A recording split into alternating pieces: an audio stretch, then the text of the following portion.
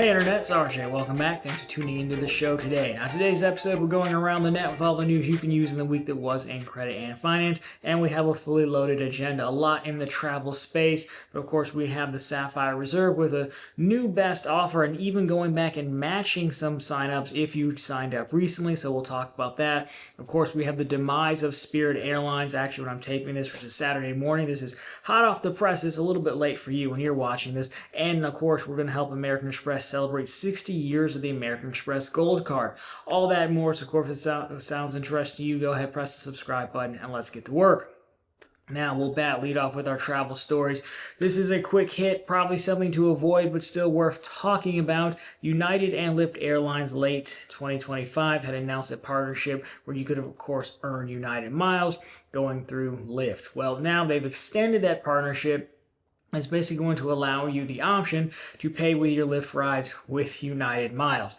Probably not the best use of United miles, I would imagine, but you can do it. And if you need a refresher, this partnership basically allows you to earn 1 mile per dollar spent on regular Lyft rides, 3 miles per dollar spent on on-demand airport rides, extra comfort rides, Lyft Black rides, and Black SUV rides. I'm putting 4 miles per dollar spent on scheduled airport rides. So earning the miles, not too bad. I just wouldn't redeem them to pay for a Lyft ride. They're probably better served going to an actual United flight. Now, we also have another transfer partner being added to Wells Fargo. So if you're not earning Lyft mile or United miles and you use them all to pay for your rides, you might want to fly Cathay Pacific because, as I said, they are the next transfer partner to Wells Fargo, who added Wyndham, I think, a week or so ago. But again, we've got the press release here. So again, Cathay Pacific, you're looking at a 1-to-1 transfer ratio, which is exactly what you want to see, and there is no minimum balance required and no waiting period to redeem. So there you go. I mean, the rest of the press releases, everyone just saying nice things about one another. So overall, not too bad.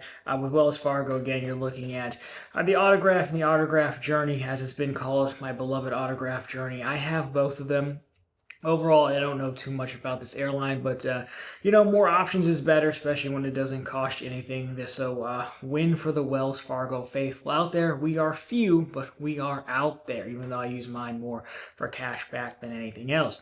Now, the first two stories were very generous with points, depending on what you want to do. Citi not being so generous, actually making it a little bit harder. Now, this isn't exactly new, but they have gone through and made the update to their thank you pages. So, what they're doing is they're stopping sharing of thank you points between other thank you point rewards members, I guess you could say.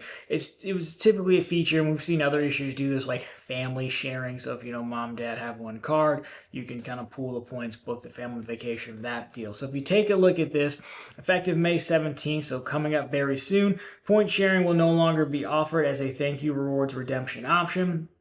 And this is going to apply to all thank you point earning cards. Just seems a little bit unnecessary, this level of restriction. I think others have done it. They've been made it progressively harder to do. Chase used to make it easy to do family sharing, and I think they slowly made it harder. I think you might still be able to call in and transfer the points. It has to be someone in your household, which doesn't seem unreasonable. We've seen Citi make a number of changes. We've seen a lot of issues make a number of changes, making it a little bit harder to redeem points or combine points. I guess the argument for Citi being here is if I let you combine them, well, it's easier to use more of them versus if I make you use them, leave them separate. You've got to earn more of them before they become useful. Primarily, if you're going to do travel, if you're doing cash back, it's still 1 cent per point. Cash out, it doesn't really matter. I do believe you now have to like a Citi account to do that, but still, it would be more of a travel thing than anything else. So if you're annoyed with thank you points and you want some ultimate reward points, speak of the devil, well, Sapphire Reserve, as awful as it may be, does have you covered with a new intro offer. Don't worry, I don't have links or anything to sell you, but I do want to make you aware of it if every other one of my colleagues hasn't already. Sapphire Reserve is offering 150,000 ultimate reward points for $6,000 in spend. I believe it's in the first 3 months. That, again, you probably already know about. As far as offers go, I believe this is the best one we've seen, or the more straightforward offer. They had other offers where it was like, I think it was $125 plus a travel credit, but you had to use the travel credit all in one go. And generally, folks don't want to go for the portal, even though that's where all these issuers want to go. So $150 for straight up spend, not too bad at all. It's about an $800 card, so that does really cut into the intro offer, depending on if you can salvage some value in some of those coupons. I imagine something's there. Again, the card itself has been talked about ad nauseum, so we're not necessarily here to do a review and recap of it. I will do a video on this offer for the second channel run on the bank, but again, my opinion is not going to change. It's 150,000 points. I kicked the tires on this, not that Chase would let me in. I do have some 524 slots available, even though I know they're more of like pop-up jail and everything else. So there's not really a guarantee that they would give me a card, considering I don't put spend on any of their cards except for the Amazon and the cash. I do have a checking account with them and a business checking, so I feel like there's an outside shot. I'm debating it. I'm leaning towards no, since yeah, I mean, it's a lot of points, but I really have to go back through and look at the coupon, see if I can get that annual fee a little bit lower than like the $800. That about cuts it in half, even with the spend. So I don't know. But either way, you can let me know your thoughts on that down below. The point of this story is twofold. One, to let you know about that offer. Number two, it always comes up with folks who've signed up for a card and the new offer comes along. And this time around, you don't necessarily have to charge it to the game. If you got the old offer, you might have a chance. So here's what we say. We know that they used to match from 90 days, and this is from the Doctor of Credit. It looks like they changed that. It's been a few years since they've changed it. However, he just collected some data points where they have been matching offers. So again, I'm taping this on May 2nd, so he's got some data points from folks who applied in April.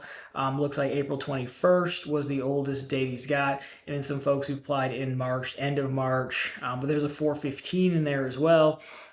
So it looks like it's hit or miss if they'll match based on this.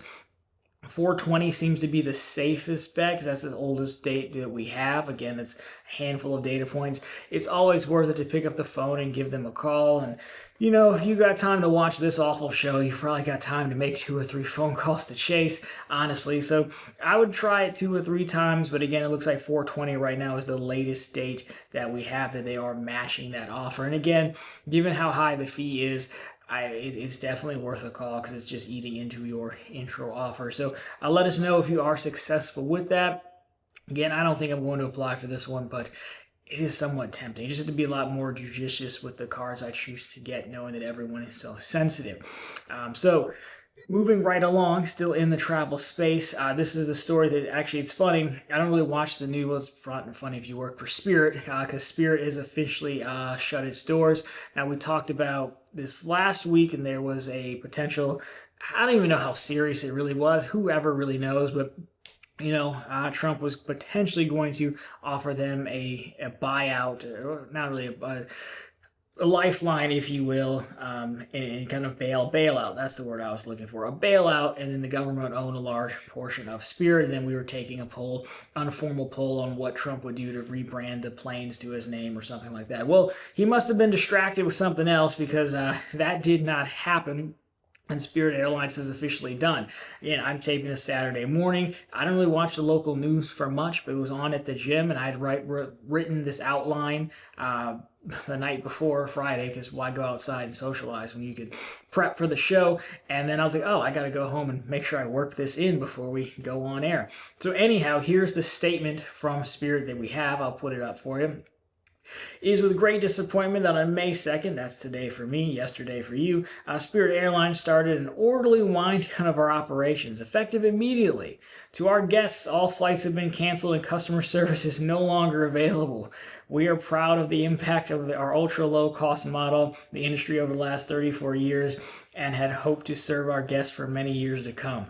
That's brutal. So if you had a flight booked, and I think the local reporter had said they had looked at, we'll just trust the local news. There were like 600 Spirit flights scheduled over this weekend.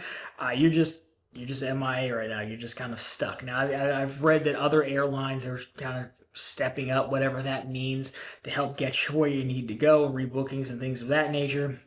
but you're just stuck and you can't even complain to anybody. Not that it would have mattered anyways, because there's no customer service, so they're just done immediately. It's a really weird statement as well. Like, hey, we're proud, but we also ran it into the ground. So there's that. And, we value you, but we're going to leave you stranded. But there's no money, there's no money. So it's funny, but it's not funny. I mean, it sucks for people who are stranded. I mean, that's a ton of jobs to be out as well right then and there. So I will have to see what happens. Maybe someone will... I'm sure some people will start buying up the parts, or maybe we see a lot of names get resurrected. I mean, the Toys R Us name has been resurrected, so it's entirely possible we see it again, but this version of Spirit Airlines is done effective immediately. That's just a really dirty way to do your customers, but I mean, I guess if you're out of money, you're out of money. So there is that. I don't think many folks here are going to fly Spirit, but no one is now. So you're probably not flying Spirit because you value membership rewards points, perhaps, which don't transfer to Spirit. Nothing does now. And if you have a gold card, well, you'd be invited to the gold card's 60th anniversary. That's right. So to celebrate 60 years of the amazing, amazing gold card, you'd think we would have gotten another paint job, perhaps. They've done the white gold one. They've done the rose gold. It's really more pink. But no, you're getting new and enhanced benefits to the card in this press release. Now, I was generally surprised, not at the benefits, but the fee is not increasing, which really would be weird to invite a bunch of people to your birthday party and then make them pay. I wouldn't put it beyond American Express to charge to get in their own birthday, but apparently for the time being, they did not. So here's what you get. Now, again, you can read the whole deal about how 60 years on and on. 60 years, the gold cards evolved alongside how our customers actually live. They must have watched the Extreme Couponing show one time and thought, yep, nailed it. But anyways, it's their birthday. I should be nice. So new and enhanced benefits. New 5x membership reward points on prepaid hotels booked through Amex Travel or Amex Travel app increased from 2x membership reward points. It's not nothing. New Hertz 5-star status. You're going to get that. Of course, you have to enroll. Update to the $120 dining credit, adding new partners, including Buffalo Wild Wings and Wonder. I know what B-Dubs is. I don't know what Wonder is.